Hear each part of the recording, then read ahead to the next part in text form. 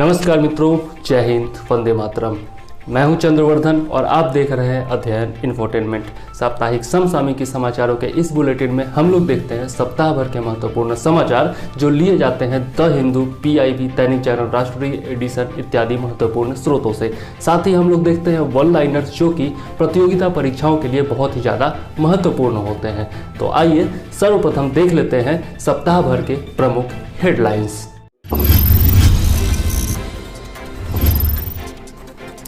रक्षा मंत्रालय ने रक्षा उत्पादन और निर्यात संवर्धन नीति 2020 का मसौदा तैयार किया। 2025 तक $5 बिलियन रक्षा निर्यात सहित 1,75,000 करोड़ रुपए का विनिर्माण कारोबार सुनिश्चित करना है लक्ष्य।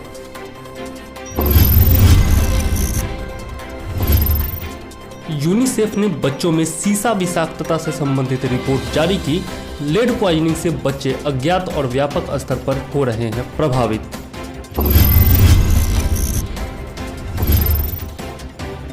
श्रम संबंधी संसदीय अस्थायी समिति ने सामाजिक सुरक्षा संहिता 2019 पर अपनी रिपोर्ट लोकसभा अध्यक्ष को सौंपी। पिछले वर्ष भर्तृहरि महताब की अध्यक्षता में गठित की गई थी समिति। पाकिस्तान ने जम्मू कश्मीर, लद्दाख, सरक्रीक तथा जूनागढ़ को अपना हिस्सा बताते हुए नया मानचित्र जारी किया। भारत ने इसे बेवकूफी की कवायद बताते हुए किया खारिज। शिक्षा प्रणाली पर कोविड-19 के प्रभावों पर संयुक्त राष्ट्र ने जारी की अपनी रिपोर्ट। अगले वर्ष लगभग 24 मिलियन बच्चों पर स्कूल न लौट पाने का होगा खतरा।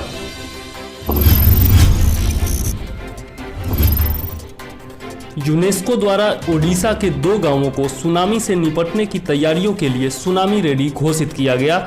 जगत सिंहपुर जिले के गंजम और नोलियाशाही में चेंकट रायपुर को दी गई मान्यता। प्रधानमंत्री नरेंद्र मोदी ने अयोध्या में राम मंदिर का किया भूमि पूजन। 5 गुंबदों वाले भव्य राम मंदिर का नागर शैली में होगा निर्माण। हम लोग देख रहे थे 1 से 7 अगस्त तक का करंट अफेयर्स और हम लोगों ने वन लाइनर्स देख लिए थे और साथ में कुछ आपके करंट अफेयर्स विस्तार से भी देख लिए थे। अब हम लोग चलते हैं आज के PDF में और देखते हैं। सबसे पहला पॉइंट है हमारा प्रेमचंद के बारे में। ठीक है, तो प्रेमचंद जो है उनकी 31 जुलाई 2020 को 140वीं जयंती मनाई गई है। प्रेमचंद को हिंदी और उर्दू का सर्वाधिक लोकप्रिय उपन्यासकार, कहानीकार एवं विचारक माना जाता है। प्रेमचंद का जन्म 31 जुलाई 1880 को वाराणसी के निकट लम्ही नामक एक गांव में हुआ था। हिंदी उपन्यास की विकास यात्रा में प्रेमचंद का आगमन एक परिवर्तनकारी बिंदु माना जाता है। हालांकि उन्होंने अपने लेखन की शुरुआत उर्दू में की थी और नवाब राय के नाम से लिखते थे। कुछ समय बाद उन्होंने मुंशी प्रेमचंद के नाम से हिंदी में लिखना शुरू किया। तो यह याद रखिएगा, प्रेमचंद के बारे में कहीं लिखना हो तो ये सब पॉइंट यूज कर सकते हैं।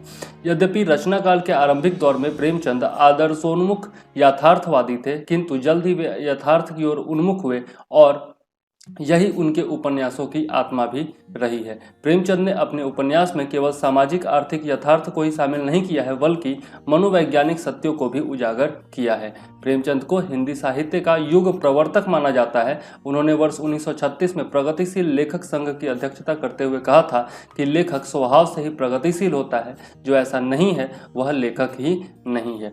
एक हिंदी लेखक के तौर पर उन्होंने लगभग दर्जन भर उपन्यास लिखे हैं, 250 लघु कथाएं लिखी हैं और कई निबंधों की रचना भी की है। 8 अक्टूबर 1936 को प्रेमचंद की मृत्यु हो गई थी। ठीक है, तो ये कुछ इंपॉर्टेंट पॉइंट है। प्रेमचंद के बारे में कहीं भी कुछ भी लिखने को आए तो यहाँ पर इस जो है इसका उपयोग किया जा सकता है। आगे देख लेते हैं। हमारा नेक्स्ट पॉइंट है भारत, नेपाल और यूनाइटेड किंगडम के बीच हुआ 1947 का समझौता। तो हाल ही में नेपाली विदेश मंत्री ने कहा है कि भारत, नेपाल और यूनाइटेड किंगडम के बीच वर्ष 1947 का समझौता जो गोरखा सैनिकों की सैन्य सेवा से संबंधित है वह निरर्थक हो गया है।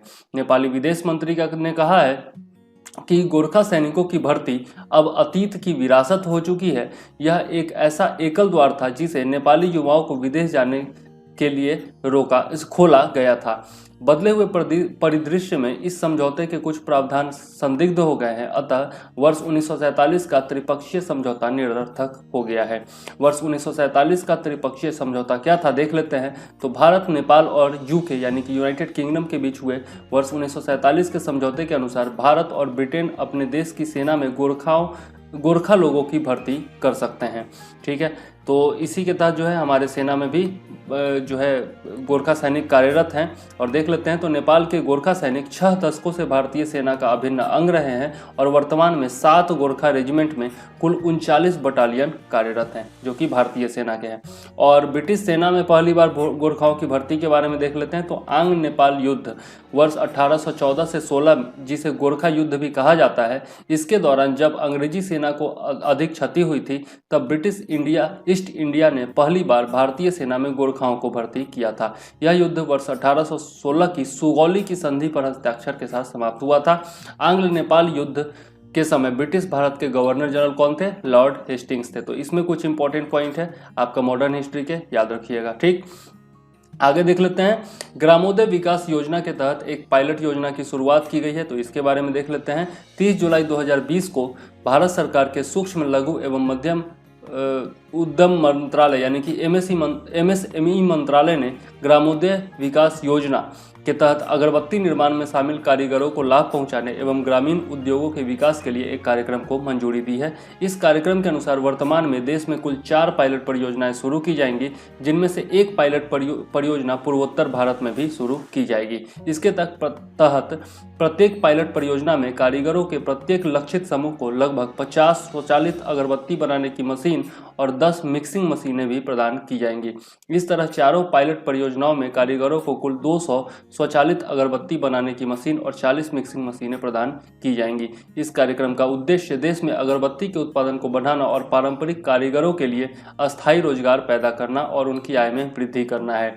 अगरबत्ती निर्माण उद्योग को बढ़ावा देने के लिए हाल ही में भारत सरकार के द्वारा 2 अहम निर्णय लिए गए हैं। आयात नीति में अगरबत्ती को मुक्त व्यापार श्रेणी से हटाकर प्रतिबंधित व्यापार की श्रेणी में सूचीबद्ध किया गया है।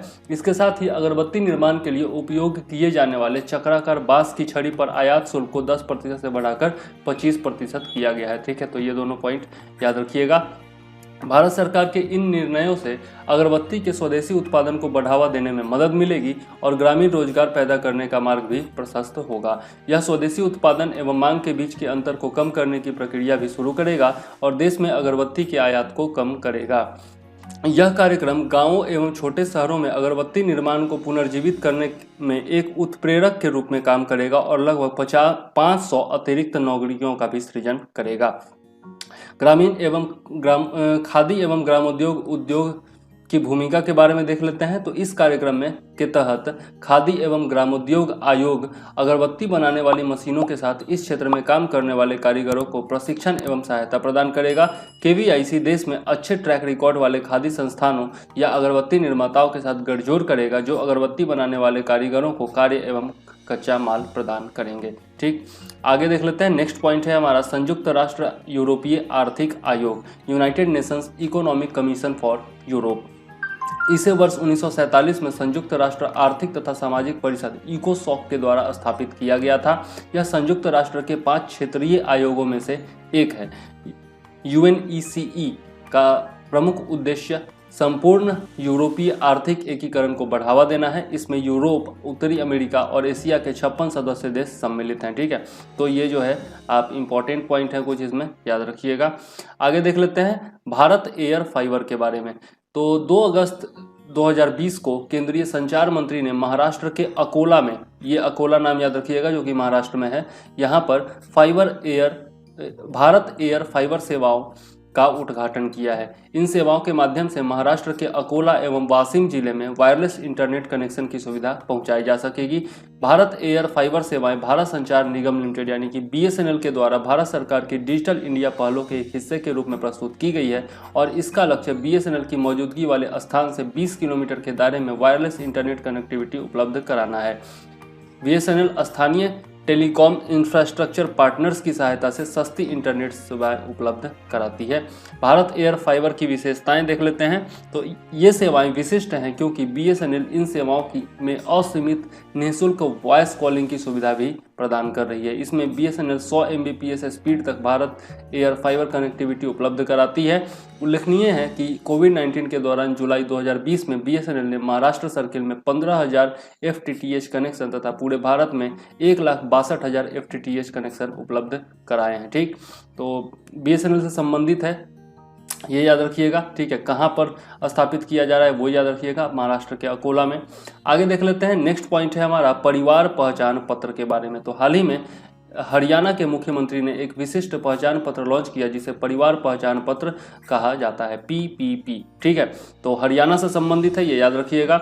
इस पहचान पत्र का उद्देश्य हरियाणा में रहने वाले लगभग 54 लाख परिवारों में से प्रत्येक की निगरानी करना है। इसके तहत प्रत्येक परिवार को एक एकल इकाई माना जाएगा और 8 अंकों की विशिष्ट पहचान संख्या आवंटित की जाएगी। हरियाणा सरकार की सामाजिक सुरक्षा योजनाओं का लाभ उठाने के लिए प्रत्येक परिवार को परिवार पहचान पत्र पोर्टल पर अपना पंजीकरण कराना अनिवार्य होगा। अब देख लेते हैं यह आधार कार्ड से किस प्रकार से अलग है। तो आधार एक इकाई के रूप में सिर्फ एक व्यक्ति का प्रतिनिधित्व करता है, जबकि पीपीपी एक इकाई के रूप में एक परिवार का प्रतिनिधित्व करता है। तो सबसे इंपॉर्टेंट अंतर तो यही हो गया, याद रखिएगा। हरियाणा के प्रत्येक परिवार के लिए पीपीपी प्राप्त करना अनिवार्य नहीं होगा, किंतु सरकारी योजनाओं के तहत लाभ पाने वाले परिवारों के लिए पीपीपी अनिवार्य है। इसके अलावा जब भी कोई परिवार किसी भी सरकारी योजना का लाभ उठाना चाहता है तो उसे पात्र होने के लिए पहले पीपीपी प्राप्त करना होगा। ठीक है, पीपीपी का मतलब हो गया आपका परिवार पहचान पत्र।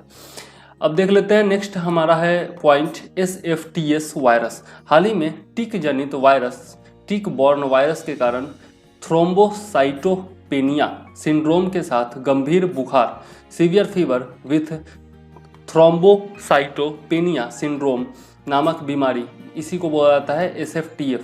यह जो बीमारी है चीन में लगभग 7 लोगों की मौत का कारण बना है। ठीक है, हालांकि यह बीमारी मकड़ी जैसे दिखने वाले जीव टिक के काटने से मनुष्यों में स्थानांतरित होती है, किंतु चीनी वायरोलॉजिस्टों ने चेतावनी दी है कि इस वायरस के मानव से मानव में संचरण को खारिज नहीं किया जा सकता है, मतलब मानव से मानव में भी संचरण हो सकता है। कोविड-19 के विपरीत यह पहली बार नहीं है जब SFTS वायरस ने लोगों को संक्रमित किया है, पहले भी ऐसा हो चुका है। इससे पहले वर्ष 2020 के शुरुआती महीनों में चीन के जियांगसू प्रांत में SFTS वायरस से संक्रमित लोगों का निदान किया गया था। SFTS वायरस क्या है ये देख लेते हैं। तो थ्रोम्बोसाइटोपेनिया सिंड्रोम के साथ गंभीर बुखार होता है इसमें। ठीक है, severe fever with thrombocytopenia syndrome. ठीक है, बुनिया वायरस परिवार से यह संबंधित है और टिक के काटने से मनुष्यों में प्रेषित होता है। इस वायरस की पहचान सबसे पहले चीन में शोधकर्ताओं की एक टीम ने 1 दशक पहले की थी। वर्ष 2009 में चीन के हुबई और हैनान प्रांतों के ग्रामीण क्षेत्रों में कुछ मामले सामने आए थे।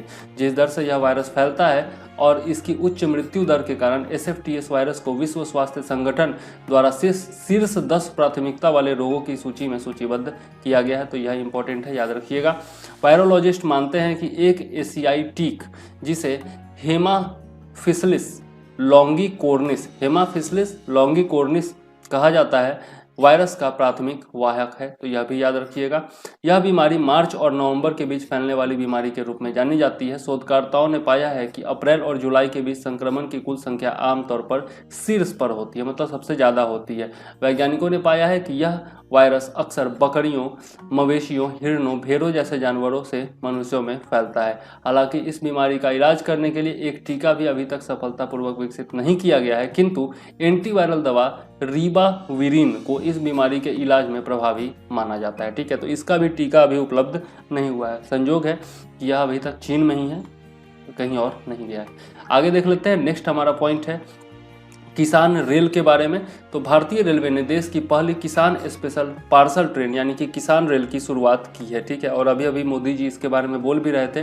किसान रेल का प्रयोग फल, सब्जियों, मछली, मांस और दूध जैसी जल्द खराब होने वाली वस्तुओं के परिवहन के लिए किया जाएगा। यह ट्रेन महाराष्ट्र और बिहार के बीच संचालित की जाएगी और फल तथा सब्जियों जैसी खराब होने वाली वस्तुओं को ले जाने वाली अपनी तरह की पहली ट्रेन होगी। ठीक है, बिहार में दानापुर तक आएगी ये। ठीक है, किसान ट्रेन साप्ताहिक आधार पर चलाई जाएगी और इसका उद्देश्य खेती करने वालों की आमदनी दोगुनी करना है। ठीक है, आगे देख लेते हैं अवनींद्रनाथ टैगोर के बारे में। तो उनकी 150वीं जयंती जो है वो 7 अगस्त 2020 को मनाई गई है। 150वीं जयंती है इसलिए इंपॉर्टेंट हो जाता है। और इस अवसर पर national gallery of modern art ने नई दिल्ली ने एक वर्चुअल टूर का भी आयोजन किया है। ठीक है, इसका शीर्षक है the great Maestro Abanindranath Tagore.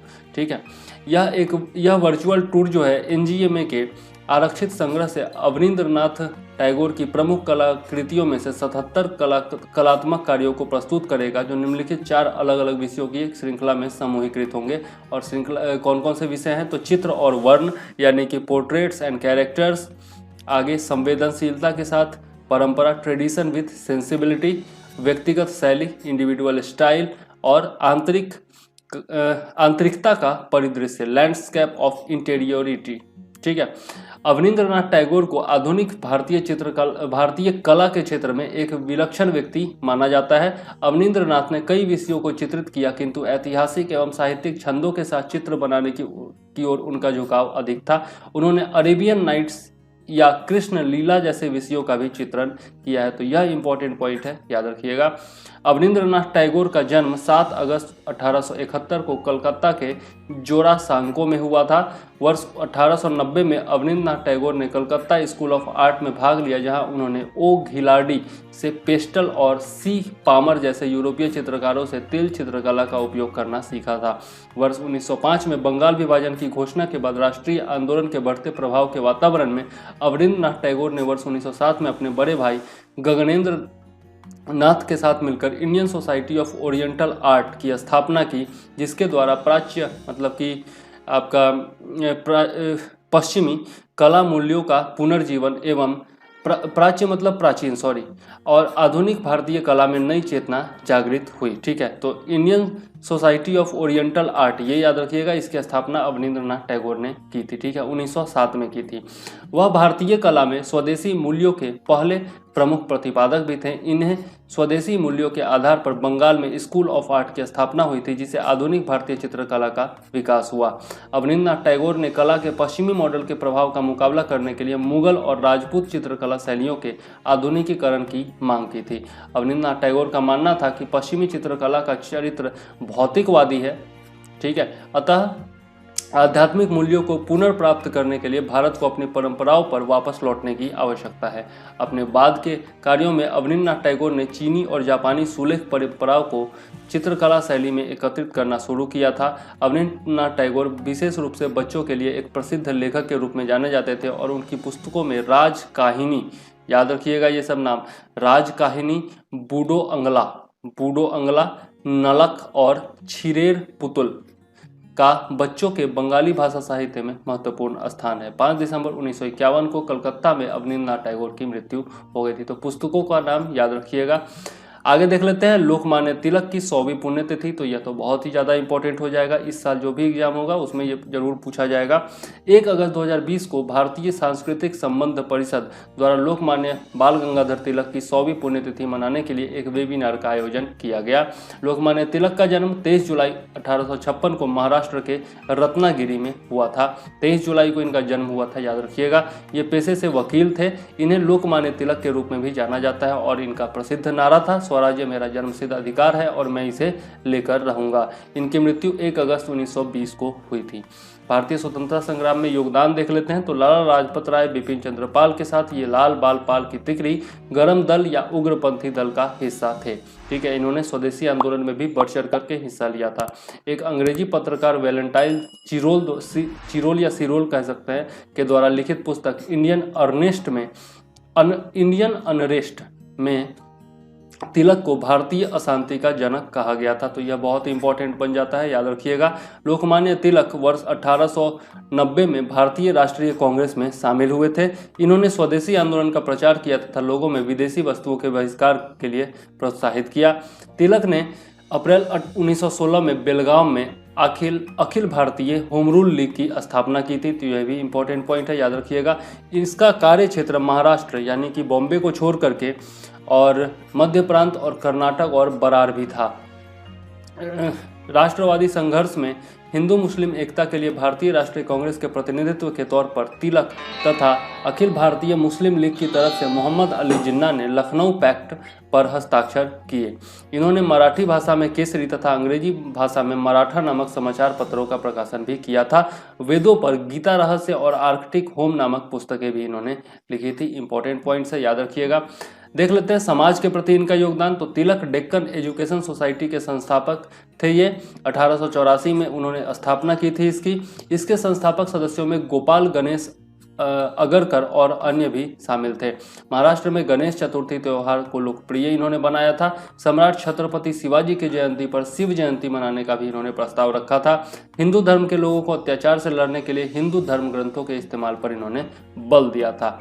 भारतीय सांस्कृतिक संबंध परिषद के बारे में देख लेते हैं। तो भारतीय सांस्कृतिक संबंध परिषद भारत सरकार का एक स्वायत्त संगठन है, मतलब कि ऑटोनोमस ऑर्गेनाइजेशन है, जो अन्य देशों तथा उनके निवासियों के साथ भारत के बाहर सांस्कृतिक संबंधों यानी कि सांस्कृतिक कूटनीतिक संबंधों के आदान प्रदान से संबंधित गतिविधियों को देखता है। इसकी स्थापना वर्ष 1950 में स्वतंत्र भारत के पहले शिक्षा मंत्री मौलाना अबुल कलाम आज़ाद के द्वारा किया गया था। इंपॉर्टेंट है, याद रखिएगा।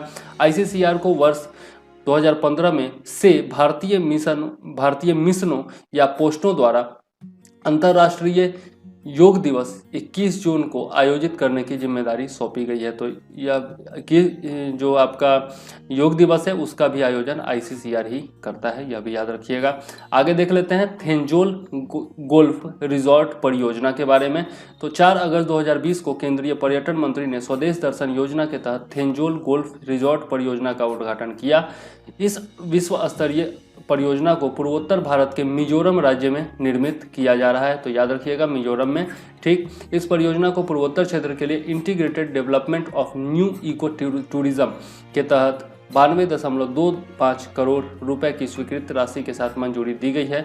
इसमें से 64.48 रुपए की राशि गोल्फ कोर्स सहित थेंजोल के विभिन्न घटकों के लिए आवंटित की गई है। थेंजोल में गोल्फ कोर्स को कनाडा की सबसे बड़ी golf course architecture company Graham cook and associates के द्वारा डिजाइन किया गया है। गोल्फ कोर्स 105 एकड़ क्षेत्र में फैला हुआ है, जिसमें 75 एकड़ का क्षेत्र खेल क्षेत्र शामिल है। इसमें 18 होल गोल्फ कोर्स और स्वचालित स्प्रिंकलर सिंचाई प्रणाली को अमेरिका की कंपनी रेन बर्ड के द्वारा निर्मित किया गया है। भारत में गोल्फ पर्यटन के बारे में देख लेते हैं। तो इसकी असीम संभावनाएं हैं भारत में, क्योंकि अधिकांश देशों की तुलना में भारत की जलवायु गोल्फ के लिए अधिक अनुकूल है। वर्तमान में भारत में 230 से अधिक गोल्फ कोर्स मौजूद हैं। भारत सरकार का पर्यटन मंत्रालय देश के में गोल्फ कोर्स पर्यटन के विकास को बढ़ावा देने के लिए सक्रिय रूप से प्रयास कर रहा है। ठीक है, अब नेक्स्ट पॉइंट हमारा है स्पेस एक्स का नया क्रू ड्रैगन। 31 मई 2020 को स्पेस एक्स के नए क्रू ड्रैगन में अंतर्राष्ट्रीय अंतरिक्ष स्टेशन के लिए उड़ान भरने वाले अमेरिकी अंतरिक्ष यात्री बॉब बेहेनकेन और डॉग हर्ले 2 महीने की यात्रा के बाद 2 अगस्त 2020 को वापस आ गए हैं। स्पेस एक्स का यह कैप्सूल मैक्सिको की खाड़ी में उतरा है। ठीक है, और यह पिछले 9 वर्ष में संयुक्त राज्य अमेरिका की धरती से लॉन्च किया गया नासा का पहला क्रू मिशन था। इस लैंडमार्क मिशन को नासा के कैनेडी स्पेस सेंटर ने से 31 मई 2020 को लॉन्च किया गया था। वर्ष 2011 में नासा के शटल कार्यक्रम के सेवानिवृत्त होने के बाद पहली बार अमेरिकी अंतरिक्ष एजेंसी ने अमेरिकी धरती से अंतरिक्ष यात्रियों को लॉन्च किया। वर्ष 2011 के बाद से संयुक्त राज्य अमेरिका ने अपने अंतरिक्ष यात्रियों को अंतरिक्ष स्टेशन पर लॉन्च करने के लिए रूस के अंतरिक्ष कार्यक्रम पर निर्भर था। स्पेस एक्स कंपनी के ड्रैगन नाम के कैप्सूल से दोनों अंतरिक्ष यात्रियों की वापसी मैक्सिको की खाड़ी में हुई। उल्लेखनीय है कि 45 वर्षों में ऐसा पहली बार हुआ है जब नासा का कोई अंतरिक्ष यात्री समुद्र में उतरा हो। आगे नेक्स्ट पॉइंट देख लेते हैं। तो electronic vaccine intelligence network EVIN 32 राज्यों और केंद्र शासित प्रदेशों तक यह पहुंच चुका है और शीघ्र ही शेष राज्यों एवं केंद्र शासित प्रदेशों यानी कि अंडमान निकोबार द्वीप समूह, चंडीगढ़, लद्दाख और सिक्किम में भी पहुंच जाएगा। इलेक्ट्रॉनिक वैक्सीन इंटेलिजेंस नेटवर्क क्या है? तो यह एक नवीन तकनीकी समाधान है जिसका उद्देश्य देश भर में टीकाकरण आपूर्ति श्रृंखला की प्रणालियों को मजबूत करना है। इसका कार्यान्वयन केंद्रीय स्वास्थ्य एवं परिवार कल्याण मंत्रालय के द्वारा राष्ट्रीय स्वास्थ्य मिशन के तहत किया जा रहा है। तो याद रखिएगा, राष्ट्रीय स्वास्थ्य मिशन में यह भी शामिल है। EVIN का लक्ष्य देश के सभी कोल्ड चेन पॉइंट्स पर वैक्सीन के भंडार तथा बाजार में उपलब्धता एवं भंडारण तापमान पर रियल टाइम जानकारी देना है। ईवीआईएन के घटक कौन कौन से हैं? तो ईवीआईएन देश भर में कई स्थानों पर रखे गए टीकों के स्टॉक और भंडारण तापमान के रियल टाइम निगरानी करने के लिए एक मजबूत आईटी अवसंरचना और प्रशिक्षित मानव संसाधनों को आपस में जोड़ती है। वर्तमान में 22 राज्यों और 5 केंद्र शासित प्रदेशों के 585 जिलों में 23,507 कोल्ड चेन पॉइंट्स नियमित रूप से कुशल वैक्सीन लॉजिस्टिक्स के प्रबंधन के लिए ईवीआईएन तकनीक का प्रयोग कर रहे हैं। ईवीआईएन का लाभ देख लेते हैं। तो इससे सबसे बड़ा डेटा आर्किटेक्चर बनाने में मदद मिली है, जो आंकड़ों के आधार पर निर्णय लेने और खपत आधारित योजना बनाने को प्रोत्साहित करने वाले क्रियात्मक विश्लेषण सृजित करता है, जिससे कम लागत पर अधिक टीकों के भंडारण में मदद मिलती है। ईवीआईएन के कारण भारत के अधिकांश स्वास्थ्य केंद्रों में प्रत्येक समय टीके की उपलब्धता होने की संभावना बढ़कर 99% हो गई है, तो बहुत बड़ी बात है। जबकि वैक्सीन स्टॉक में कमी होने की संभावना को 80% तक घटाया गया है और स्टॉक को फिर से भरने का समय भी औसतन आधे घंटे से अधिक घट गया है। इससे यह सुनिश्चित हो गया है कि टीकाकरण स्थल पर पहुंचने वाले प्रत्येक बच्चे को टीकाकरण किया जाता है और टीकों की अनुपलब्धता के कारण उन्हें वापस नहीं भेजा जाता है। ठीक है, तो यह बहुत ही अच्छी पहल है। आगे देख लेते हैं हम लोग। नेक्स्ट पॉइंट है हमारा जॉन ह्यूम के बारे में देख लेते हैं। तो 3 अगस्त 2020 को नोबेल शांति पुरस्कार विजेता और उत्तरी आयरलैंड के राजनीतिज्ञ जॉन ह्यूम का 83 वर्ष की आयु में निधन हो गया है। जॉन ह्यूम का जन्म 18 जनवरी 1937 को उत्तरी आयरलैंड में हुआ था। वे वर्ष 1970 में social democratic and labour party के संस्थापक सदस्य बने और वर्ष 1979 से वर्ष 2001 तक पार्टी का नेतृत्व भी इन्होंने किया। जॉन ह्यूम ने क्षेत्र में शांति स्थापित करने के लिए शुरू हुई वार्ता में एक महत्वपूर्ण भूमिका निभाई, जिसके कारण वर्ष 1998 में गुड फ्राइडे समझौता हुआ था और जॉन ह्यूम को उत्तरी आयरलैंड में किए गए उनके कार्य एवं सांस्कृतिक प्रयासों के लिए काफ़ी सराहा गया एवं वर्ष 1998 में उन्हें नोबेल शांति पुरस्कार से सम्मानित किया गया था। तो कब दिया गया नोबेल पुरस्कार, ये याद रखिएगा। और किस लिए दिया गया? तो गुड फ्राइडे समझौता के लिए दिया गया था और ये समझौता कब हुआ था? 1998 में हुआ था। ठीक है, नेक्स्ट हम लोग चलते हैं और देख लेते हैं मैंडारिन भाषा के बारे में। तो राष्ट्रीय शिक्षा नीति में शैक्षणिक पाठ्यक्रम से मैंडारिन भाषा को विदेशी भाषाओं की श्रेणी से हटा दिया गया है, यह याद रखिएगा। यह चीनी मुख्य भूमि तथा ताइवान में सरकारी तथा शिक्षा की भाषा है, जबकि हांगकांग और मकाऊ प्रांतों में मैंडारिन भाषा के स्थान पर वहां की स्थानीय बोली कैंटोनीज का अधिक उपयोग किया जाता है। तो कहाँ पर क्या बोला जाता है, याद रखिएगा कहाँ की कौन सी भाषा है। ठीक है, आगे देख लेते हैं युवा वैज्ञानिक पुरस्कार के बारे में। तो इस पुरस्कार को वैज्ञानिक और औद्योगिक अनुसंधान परिषद CSIR council of scientific and industrial research के द्वारा प्रदान किया जाता है। यह पुरस्कार CSIR के विभिन्न संस्थानों में काम करने वाले वैज्ञानिकों को जैविक विज्ञान, रासायनिक विज्ञान, पृथ्वी, वायुमंडल, महासागर और भूमंडलीय विज्ञान, इंजीनियरिंग और भौतिक विज्ञान में उनकी उपलब्धियों के लिए दिया जाता है। पुरस्कार में एक प्रशस्ति पत्र दिया जाता है, 50,000 रुपये का नगद पुरस्कार दिया जाता है और एक पट्टिका प्रदान की जाती है। ठीक है, तो कुछ इंपॉर्टेंट पॉइंट्स है यहाँ से भी याद रखिएगा। आगे देख लेते हैं चर्चित स्थल कौन सा है अपना। तो गैलापागोस द्वीप समूह है। गैलापागोस द्वीप समूह लगभग 60,000 वर्ग किलोमीटर में विस्तृत है तथा इक्वाडोर का एक भाग है। ठीक है, तो इक्वाडोर का भाग है, याद रखिएगा। यह दक्षिणी अमेरिकी महाद्वीप से लगभग 1000 किलोमीटर की दूरी पर प्रशांत महासागर में स्थित है। तो यह भी याद रखिएगा कि प्रशांत महासागर में स्थित है। यहाँ पाए जाने वाले विशाल कछुओं, जिन्हें स्पेनिश में गैलापागोस कहा जाता है, के नाम पर इस द्वीप समूह का नामकरण किया गया है। इक्वाडोर ने वर्ष 1935 में गैलापागोस को वन्यजीव अभयारण्य के रूप में घोषित किया था तथा यह अभयारण्य वर्ष 1959 में गैलापागोस राष्ट्रीय उद्यान के रूप में परिवर्तित हो गया। वर्ष 1978 में यह द्वीप समूह यूनेस्को का पहला विश्व विरासत स्थल घोषित किया गया था। तो यह VVI पॉइंट बनता है, याद रखिएगा। चार्ल्स डार्विन ने इस द्वीप समूह को अपने आप में एक दुनिया के रूप में वर्णित किया था। ठीक है, और यह चर्चा में क्यों है? तो चीन की सेना ने यहाँ पर अतिक्रमण करने का प्रयास किया है इस द्वीप पर, इसीलिए यह चर्चा में है। ठीक है, तो याद रखिएगा। आगे देख लेते हैं पेंगोलिन के बारे में। तो पेंगोलिन पृथ्वी पर पाए जाने वाला एकमात्र सशल्क स्तनपायी जीव है। साइट्स के अनुसार पेंगोलिन एक ऐसा स्तनपायी जीव है जिसकी खाने और पारंपरिक दवाओं में इस्तेमाल के लिए सबसे अधिक अवैध तस्करी होती है। दुनिया भर में पाई जाने वाली पेंगोलिन की 8 प्रजातियों में से 2 भारत में पाई जाती हैं। और कौन कौन सी प्रजातियां हैं? तो चीनी पेंगोलिन तथा इंडियन पेंगोलिन। ये अधिकतर पूर्वोत्तर भारत में पाई जाती हैं। संरक्षण की स्थिति देख लेते हैं। तो IUCN के रेड लिस्ट में चीनी पेंगोलिन को गंभीर संकटग्रस्त यानी कि क्रिटिकली एंडेंजर्ड के रूप में सूचीबद्ध किया गया है, जबकि भारतीय पेंगोलिन को संकटग्रस्त यानी कि एंडेंजर्ड के रूप में सूचीबद्ध किया गया है। पेंगोलिन वन्य जीव संरक्षण अधिनियम 1972 के तहत परिशिष्ट एक की सूची में एक श्रेणी में सूचीबद्ध है। ठीक है, तो याद रखिएगा IUCN रेड लिस्ट और बाकी संरक्षण के बारे में।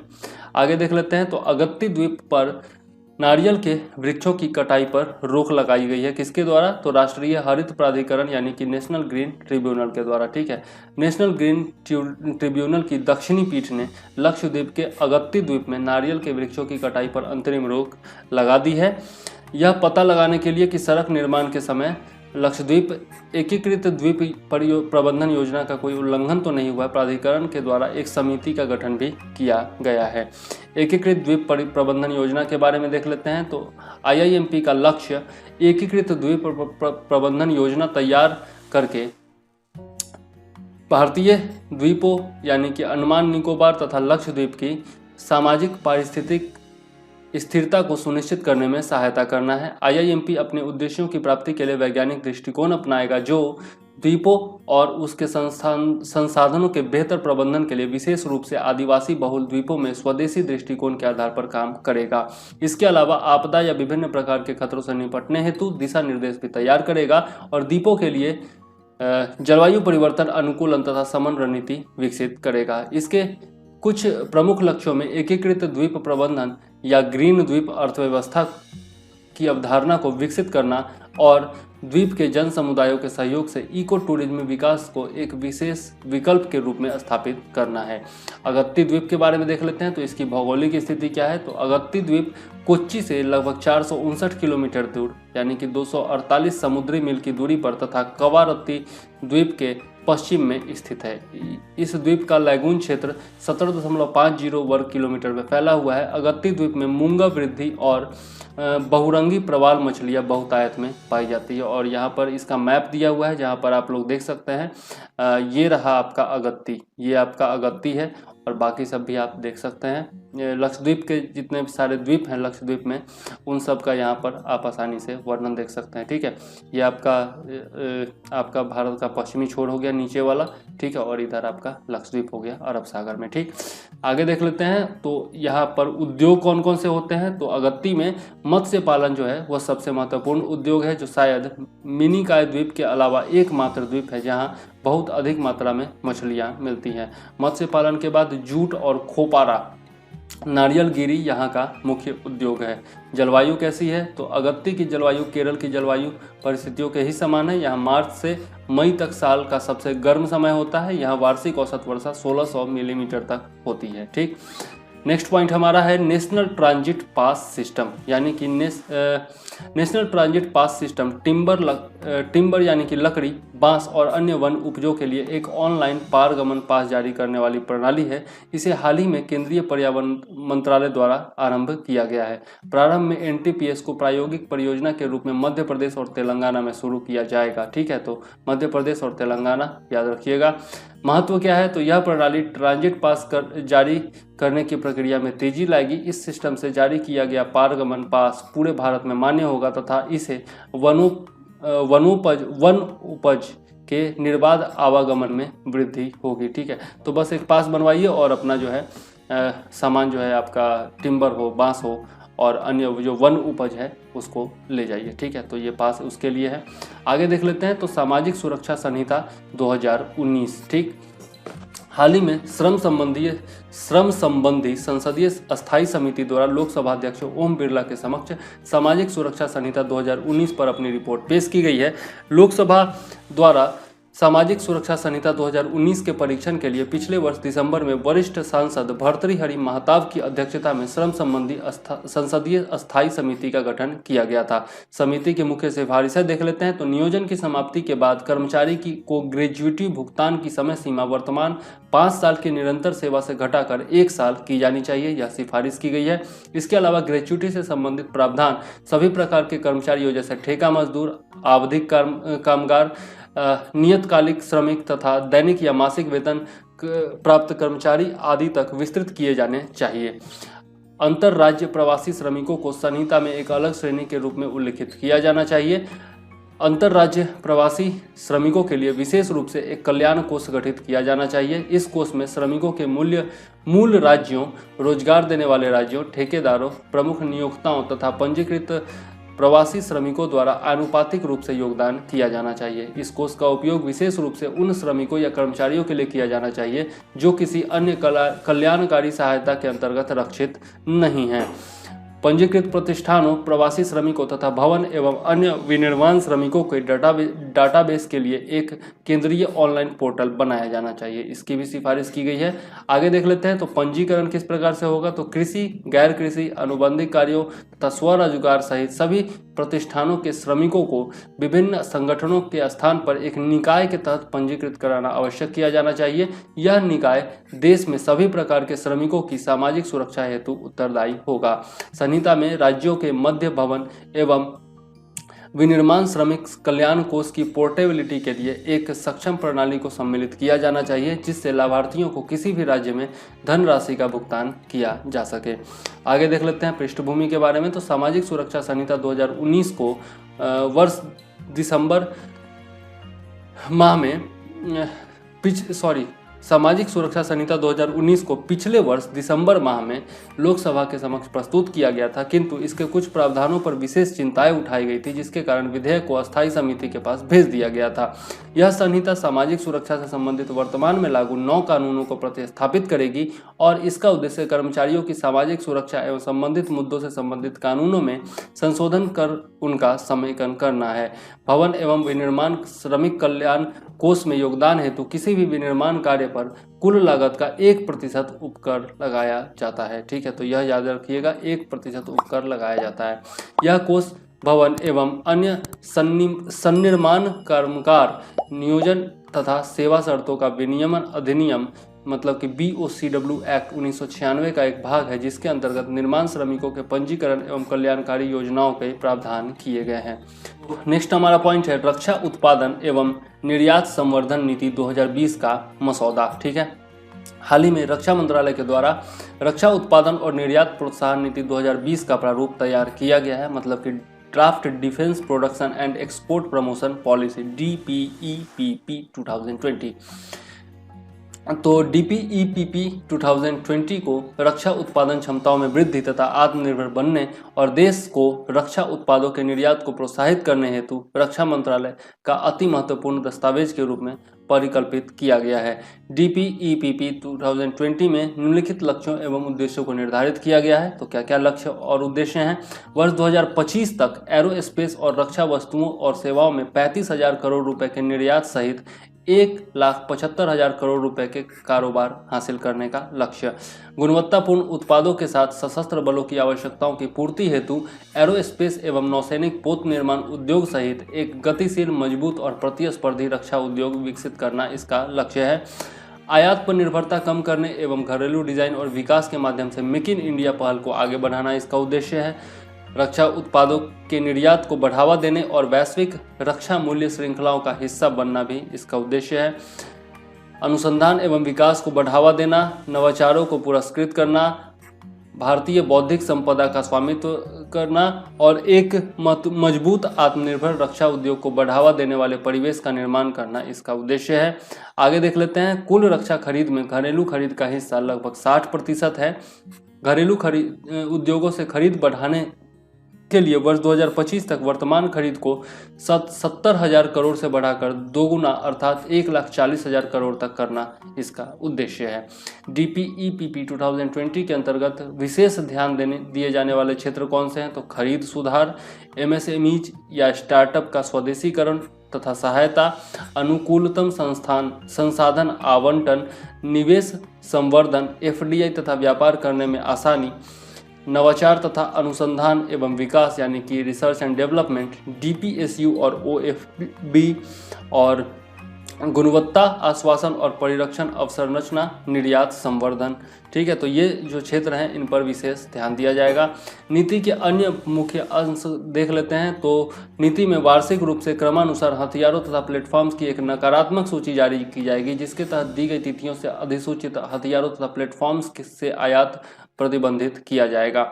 एक प्रौद्योगिकी मूल्यांकन प्रकोष्ठ टेक्नोलॉजिकल असेसमेंट सेल TAC का गठन किया जाएगा। यह देश के प्रमुख उद्योगों के अलावा बख्तरबंद वाहनों, पनडुब्बियों, लड़ाकू विमानों, हेलीकॉप्टरों और रडार जैसी प्रमुख प्रणालियों के उत्पादन के लिए डिजाइन, विकास तथा उत्पादन हेतु औद्योगिक क्षमता का आकलन करेगी।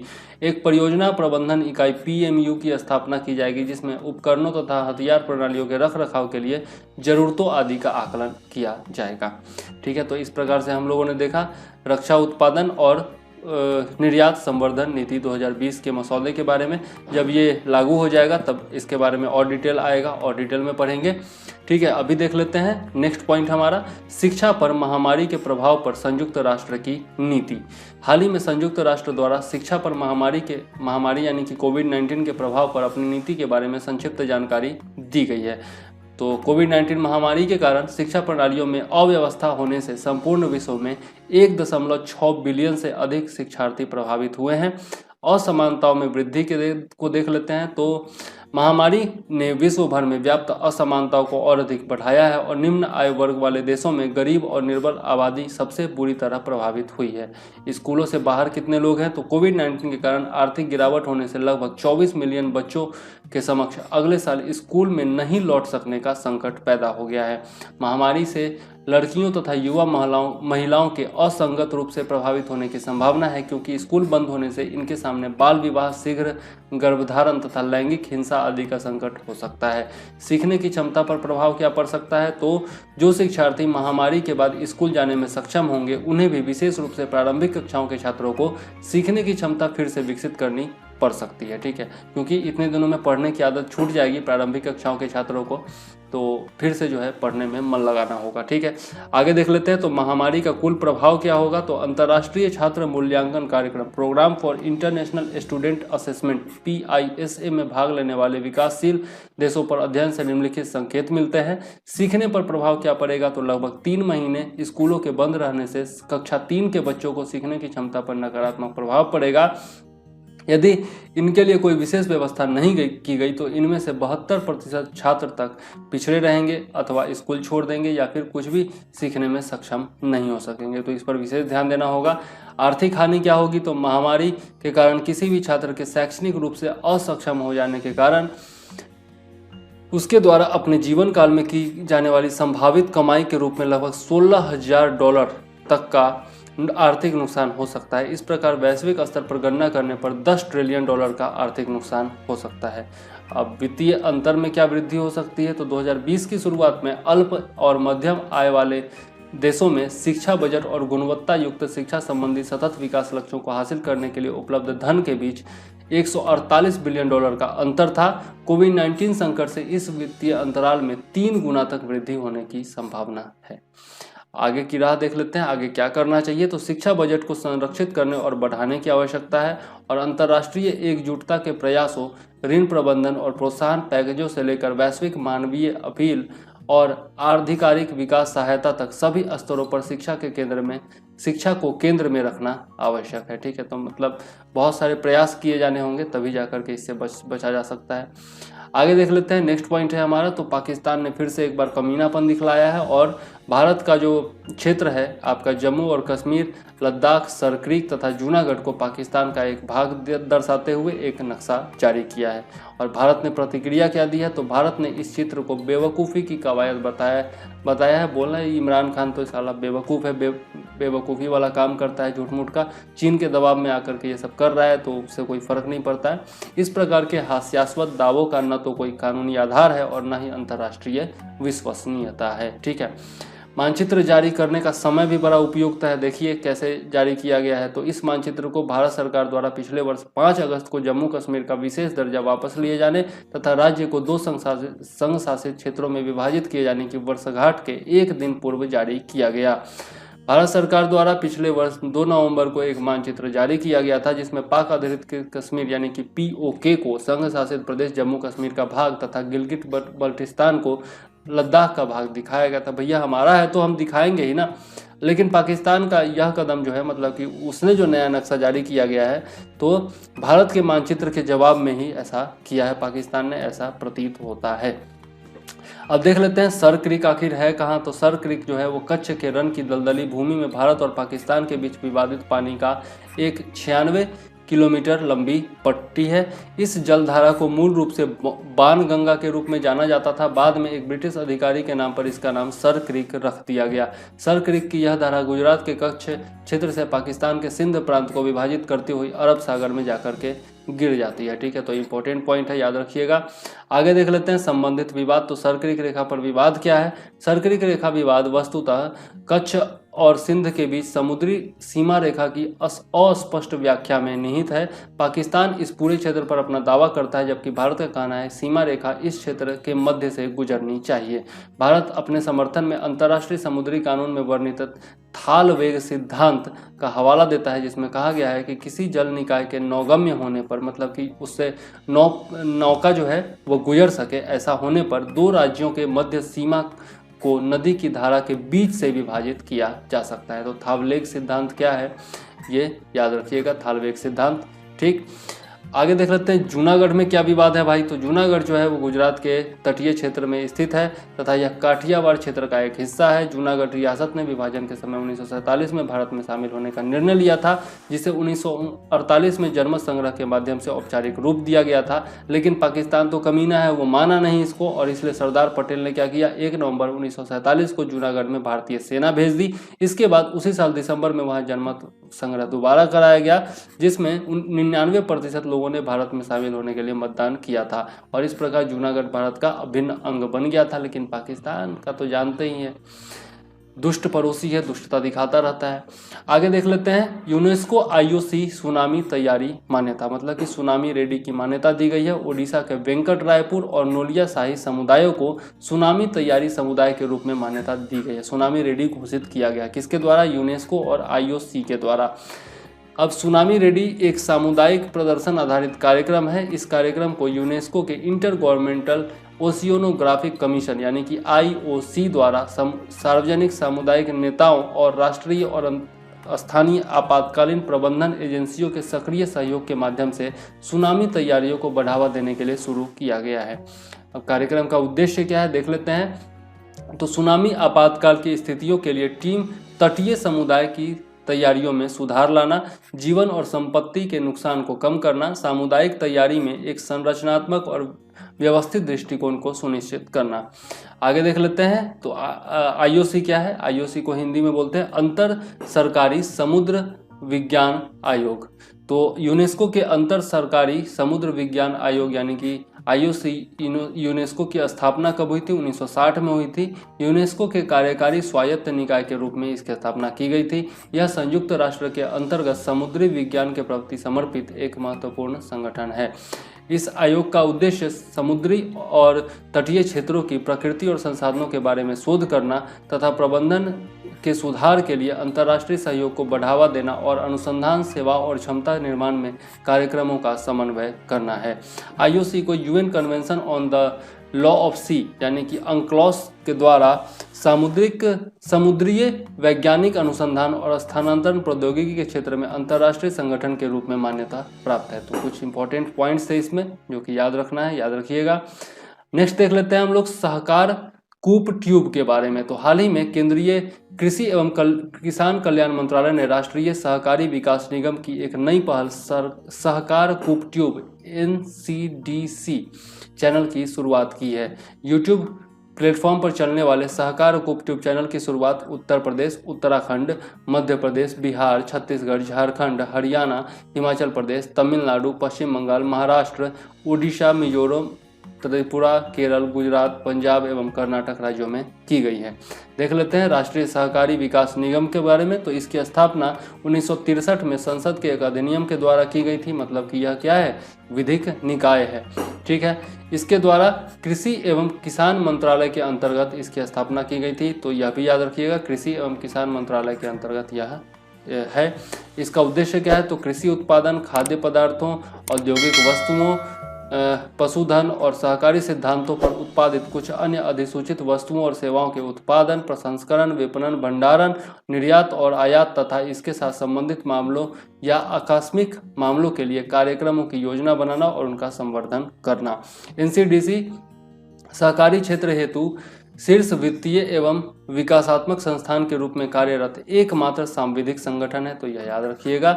निगम का प्रबंधन एक व्यापक प्रतिनिधित्व वाली 51 सदस्यीय सामान्य परिषद में तथा दिन प्रतिदिन कार्यकलापों को निष्पादित करने के लिए 12 सदस्यीय प्रबंधन मंडल में स्थित है। ठीक है, तो 12 सदस्यीय मैनेजमेंट है इसका और 51 सदस्य का जो है सामान्य परिषद है। ठीक, नेक्स्ट और लास्ट टॉपिक है हमारा सीसा विषाक्तता पर यूनिसेफ की रिपोर्ट। तो संयुक्त राष्ट्र बाल कोष यानी कि यूनिसेफ तथा प्रदूषण संबंधी मुद्दों से पर केंद्रित एक अंतर्राष्ट्रीय गैर लाभकारी संगठन प्योर अर्थ के द्वारा यह रिपोर्ट जारी की गई है। इसका शीर्षक क्या है, तो the toxic truth, children's exposure to lead pollution undermines a generation of potential. मतलब कि एक जहरीला सच है कि बच्चों का जो एक्सपोजर होता है लेड पॉल्यूशन के साथ, मतलब कि सीसा विषाक्तता के साथ, तो उससे जो है एक जनरेशन की क्षमता, मतलब कि एक पूरी पीढ़ी की जो क्षमता है वह प्रभावित हो रही है। मुख्य निष्कर्ष देख लेते हैं। तो लेड पॉइजनिंग यानी कि सीसा विषाक्तता बच्चों को अब तक अज्ञात और व्यापक स्तर पर प्रभावित कर रही है।